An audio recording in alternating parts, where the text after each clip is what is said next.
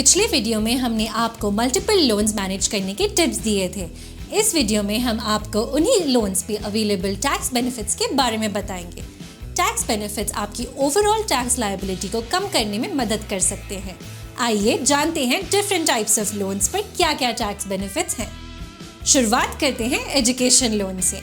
Under Section 80E of the Income Tax Act, you can claim a deduction on the interest that you pay on your education loan. लेकिन ये सिर्फ तब apply होगा जब आपका loan किसी approved financial institution से लिया गया है। इस पर कोई डिफाइंड मैक्सिमम लिमिट नहीं है। The loan should be taken to support the higher education of either yourself, your spouse or your children. इस डिडक्शन को आप मैक्सिमम 8 years या फिर तब तक क्लेम कर सकते हैं जब तक लोन रीपे नहीं हो जाता। अब जानते हैं होम लोन पे क्या टैक्स बेनिफिट्स हैं। Under Section 80C, you can get a deduction of up to 1.5 lakh rupees on the amount that you pay towards the principal of your home loan. ये डिडक्शन सिर्फ self occupied और let out properties पे applicable है।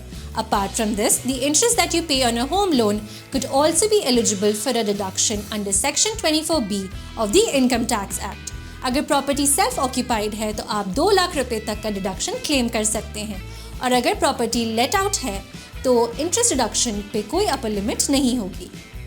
इन दो tax benefits के अलावा अगर आप फर्स्ट टाइम होम बायर हैं तो आपको सेक्शंस 80EE और 80EEA के बारे में जानना चाहिए।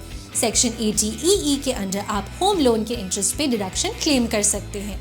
Section 80EEA allows you to claim up to rupees 1.5 lakhs paid for interest as an individual, which is in addition to the deduction under Section 24B.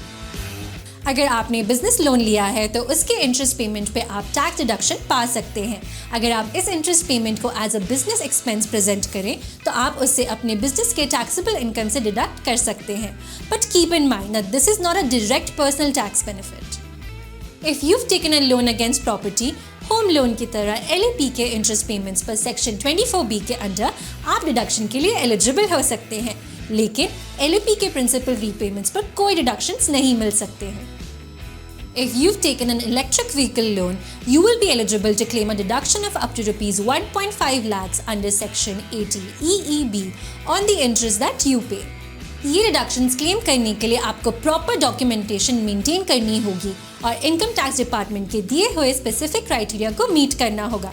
It is also important to remember that tax laws and regulations can change, इसलिए एक tax adviser या CA को consult कीजिए for guidance on your tax related matters. Stay tuned for more facts on loans. Till then, keep watching, keep learning.